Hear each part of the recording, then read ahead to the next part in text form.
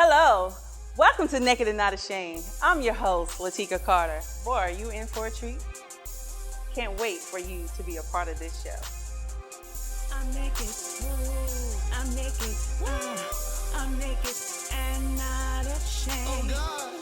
I'm naked, oh yeah, I'm naked, and not ashamed. Welcome to the Naked and Not Ashamed with your host, Lateka Carter. And not ashamed. Hi, and we're here with Brian Keith McNeil. We have already been having fun just behind the scenes. You all don't even know it.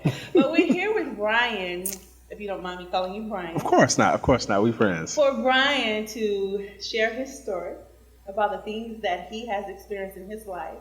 But before we go into the interview, the question that I have for you is, what made you want to tell your story? Wow. A couple of reasons why I wanted to tell my story. First off, I think the concept of being naked and not ashamed is such a brave concept and such a bold concept. But I also understand that on the other side of the things that we hide from ourselves, there's a freedom. Yeah. So the story that I'm going to tell today, I've never completely told before. And it's my prayer and my hope that once I get this story out finally, completely, I will experience a newer freedom. Because, we think we're free already, and then you find yourself caught. So I'm hoping to be cathartic, I'm hoping to be clear, and I'm going to enjoy the process with you. Wonderful. So with you saying that, I'm going to ask you this question. Now, you know that people are going to be watching this. They know Brian a certain way. Mm-hmm. You said that I'm telling this story for the first time. You've told it in pieces, but now Right. you're exposing it.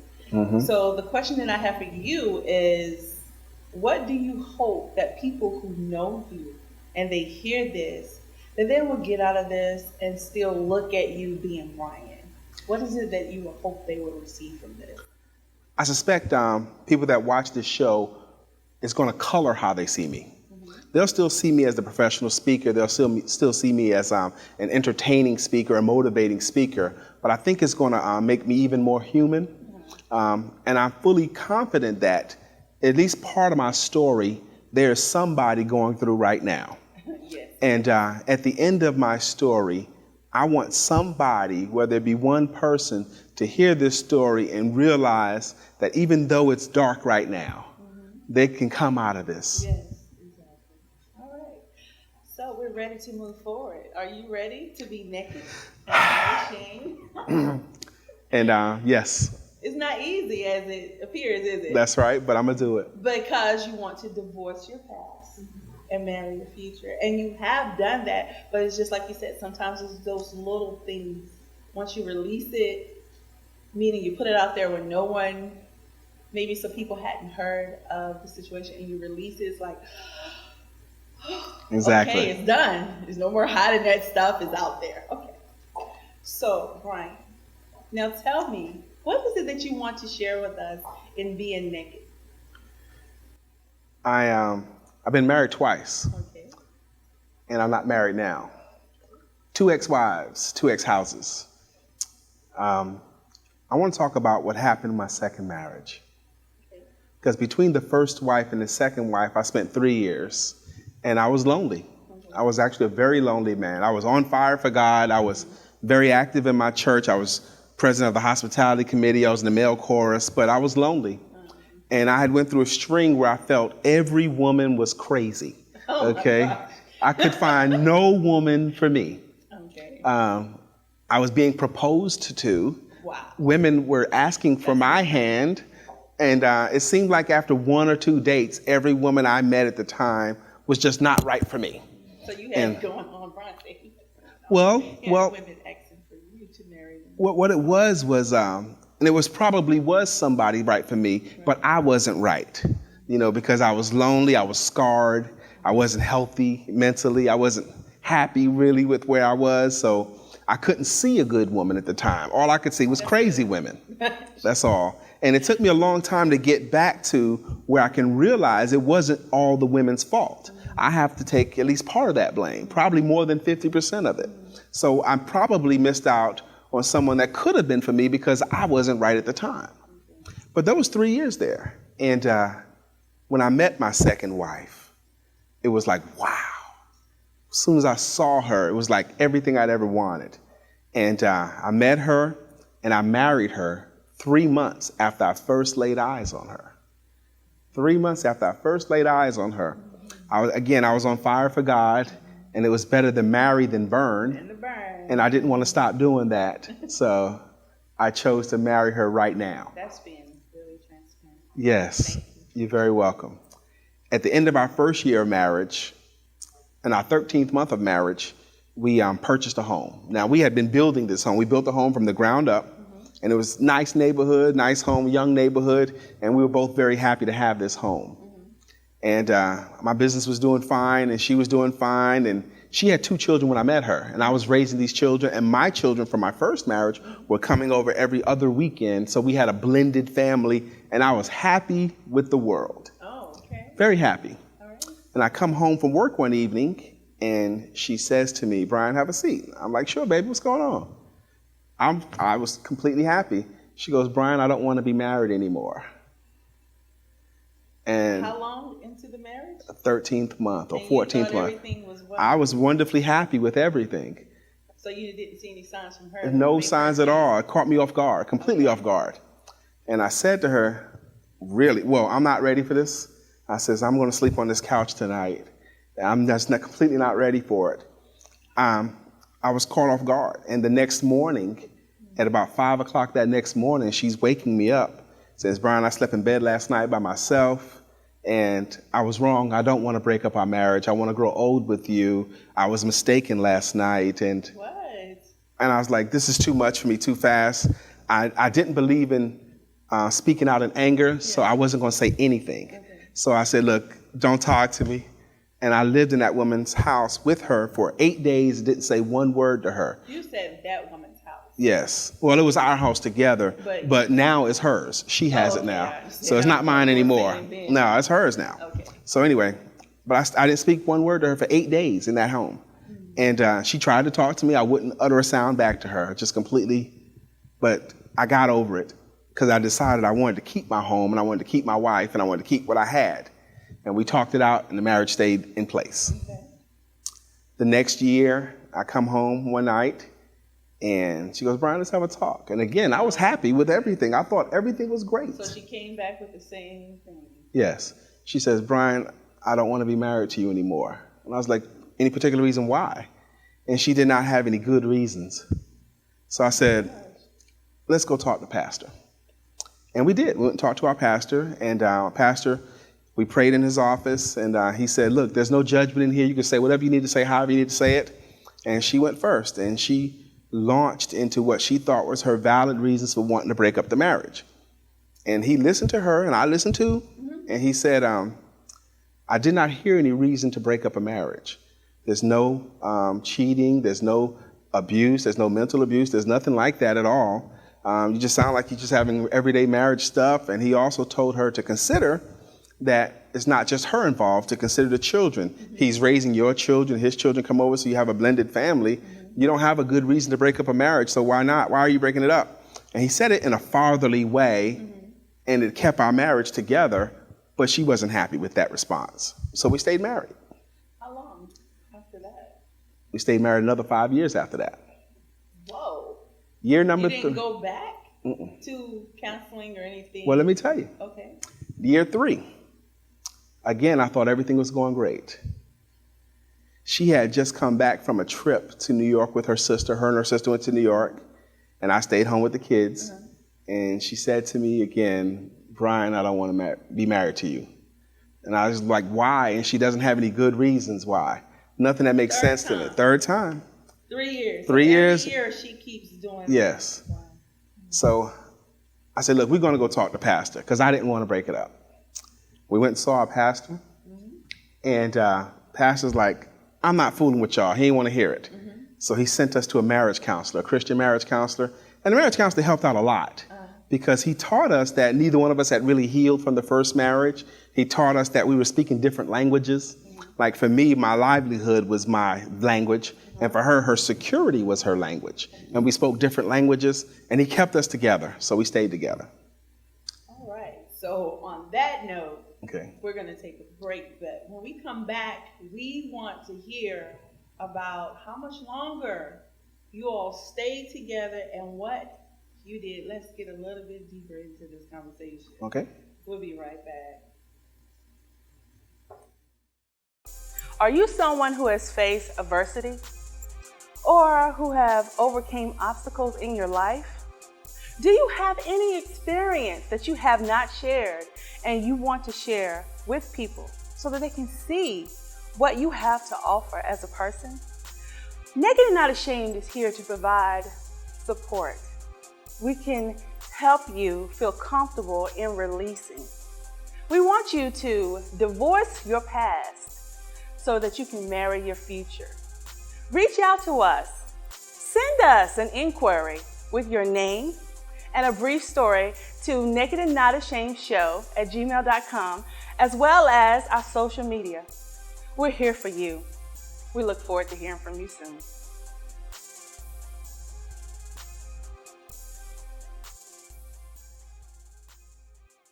Welcome back to the show here with Brian. You've already heard some interesting things from Brian. 3 times already we heard about this woman coming to you saying, I don't want this. I'm ready to end this marriage. So how much longer was it, Brian? And did she come back with this same situation again? We were married for a total of 7 years. And 7 times over the course of 7 years, she attempted to break up the marriage. And that 7th time is the time that I accepted it. Okay. All those times up to that, I talked her out of it. Okay, so you were the one not allowing her to leave. Right. When she said she wanted to end Exactly. it. So it kept staying together because of you, and she was trying to make it work, but her heart really wasn't. She was half and half. It's funny because it's hard for me to say that it's true that her heart wasn't there because she still acted like my wife, even when she was trying to not be with me. We never had a problem with husband and wife. We never had a problem sexually. We never had a problem with anything. In public, you'd have thought we were the perfect couple. We both were very active in the church, and no one would have known, no one would have ever known that was couple. We were there every time the church doors open, company picnic, church picnic, everything. We did everything together, trips, Disney World, whatever, but that's what was going on. Okay. That is, I'm loving the fact, not loving about your story, but I'm loving that you're telling this because as you're talking, I'm visualizing so many people out there going through the motion. Mm-hmm. And pretending in front of so many people, and they're so locked up on the inside, miserable. Yes. And then all of a sudden it happens, they break free, and people are so shocked up. Well, you need to know this part. Yeah. Because that last time was the worst. Okay. I did a seminar at the North Raleigh Hilton Hotel. Her and her sister were there, and after the seminar, we went to eat at the hotel and had drinks. And the next day, she hit me with that again. That was the 7th time. The 7th time, and I left the house that night. That was a Wednesday night. I left the house that night, went to a buddy of my house in Raleigh. I was 38 years old, and that was the first time I smoked marijuana. Oh, wow. My buddy had some. I was hurting, and he said, hit this, and I did for the first time in my life. The next morning, Thursday morning, I went to the house, and all my pictures, all my awards was taken off the walls. Everything that had me in it was gone. She took everything down. My clothes were thrown in the garage and in the front closet. It was like her and her sister, I found out later, her and her sister, they had I don't know what they did, a party, but cleaned it out so you could see no traces of me. Sound like one of those movies we've seen on TV. Yes, and that hurt me so bad. I was crushed. I called my uncle who had a house in Charlotte and said, Uncle, can I? He said, come. And I took $100 with me, $100, and loaded up my car and drove from Raleigh to Charlotte that next day, that Friday. And I was lost. the woman that I wanted to be with, I felt like she didn't want me anymore, and I couldn't understand why. I felt like no one does anything on purpose that makes their life worse off. So I couldn't figure out, how does she believe her life gets better without me? So, but for some reason that was in my head. So I was hurting, and I didn't know how bad I was hurting, but every day I was hurting more and more. I was depressed. I was crying all the time. I would get up very early in the morning and go to like a Walmart parking lot and park like in the middle of the parking lot, like at 5 in the morning, 4:30 in the morning, before anybody got there, and would just sit in the middle of the parking lot and beat up the inside of my car crying. Just banging on the car dashboard, center console, just crying. Didn't know what was wrong with me. I'd find myself driving and just crying. And then I started thinking about not wanting to be here anymore. I started trying to heal myself through sex, and I just tried to screw everybody. And I didn't like anybody. So I would meet women and I would take them home, and it was hard because I would have sex and then start crying right there with the woman in the bed next to me. Didn't know what to say. I started apologizing, didn't know what was wrong with me. And I was very violent. I was looking to fight. I was looking to bump people in a bar. I was dreaming about somebody hitting me. I wanted to be beat up. I wanted to be hurting. So I met a young lady, and it was the same thing. She was so nice and so sweet, and I would just yell at her all the time. You know, one time we went and worked out together, and she thought it was so nice. I went to the gym with her and worked out, and we get in my car, and I'm just yelling at her. I'm in her face. And then I would always yell at her for something, and then I would immediately start apologizing because she didn't deserve it. Right. I'm like, sorry, you didn't do anything. It wasn't your fault. I was apologizing. I would go off on her in her face and then apologize immediately, and then I start crying. And I was like, one time I said, I'm sorry, I don't know what's wrong with me. And I really didn't know what was wrong with me. She says, Brian, there's nothing wrong with you. You're just depressed. Depressed? That was the first time I had ever heard it, first time I ever thought it. So I went online and looked up depression. Then I even took an online survey, and then it said, you exhibit symptoms of someone that may be clinically depressed, go see a doctor. And I did.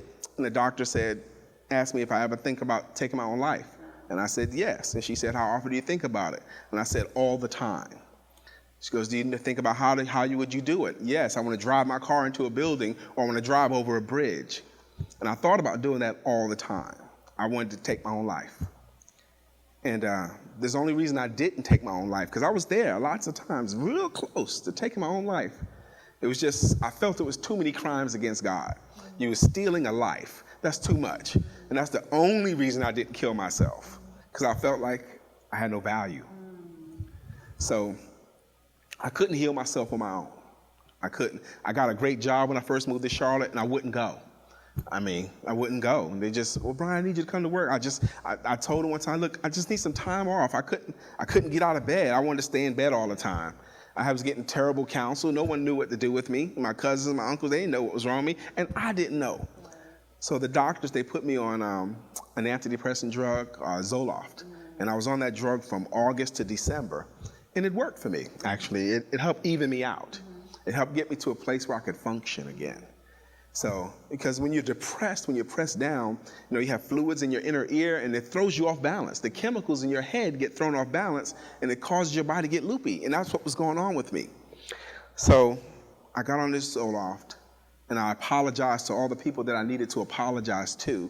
And step by step, I was able to come back to myself and realize that I did have some value. And then I was able to think, because it was like a period of 6 to 8 months where I couldn't think at all.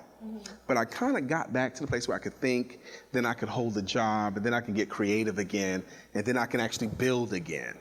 And it's taken some time, So step by step, by staying in the faith, by giving yourself permission to be good. I give myself permission to be great. Step by step, I was able to heal myself. And that's what happened for me.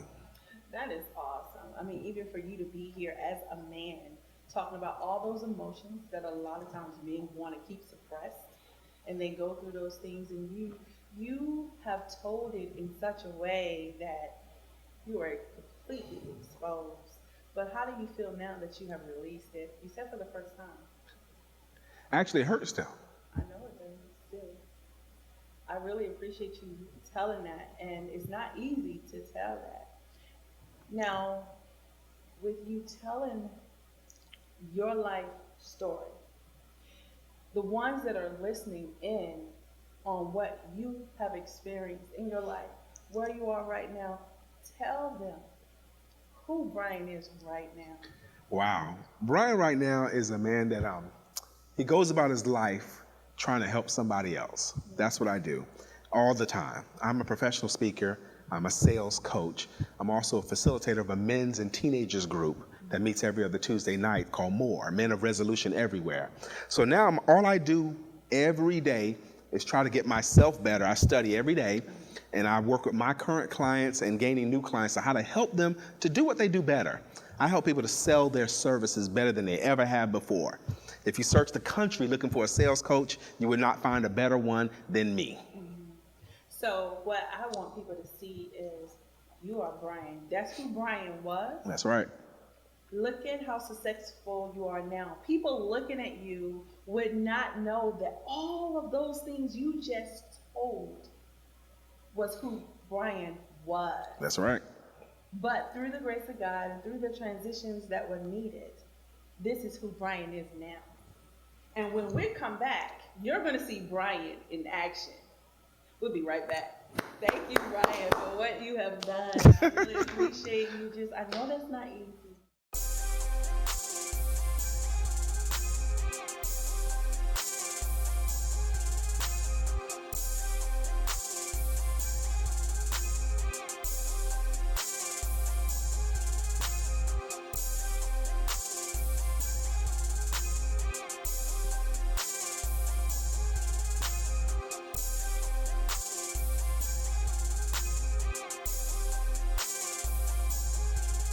This is not a scrimmage or a practice game. There's no Martyrs Hall of Fame. Time, the speedster, takes its toll.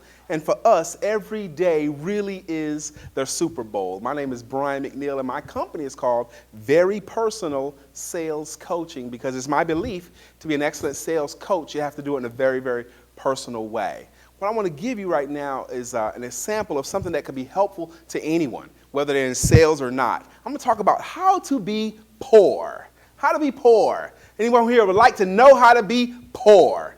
If I ask that to an audience, most of the time, nobody's hand shoots up because no one wants to know how to be poor.